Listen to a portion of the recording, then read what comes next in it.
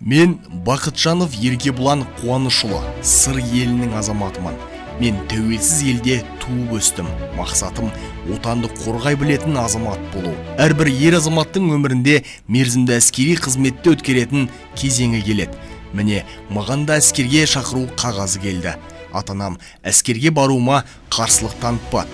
Әкем әскерге бару әр азаматтың борышы деп есептейді. Бейбіт күнде, жарқын болашақта бақытты өмір сүріп жүргенім үшін әскери борышымды өтеуге міндетті түрде барамын деп шешім қабылдадым. Денсаулық жағдайыма байланысты тексерістен өтіп, әскер қатарына жарамды болдым. Дене дайындығым да жақсы, себебі бала кезімнен еркін күреспен айналысамын. Білімім жоғары, мамандығым заңгер. Абырой, міндет, ерлік. Осы үш ұғым қай заманда да сарбаздың серді. Ер адам болған соң жүктелген міндетті абыроймен өтеуім керек. Қазақстан Республикасының азаматы және отбасының тірегі ретінде отан алдындағы борышымды адал атқарамын.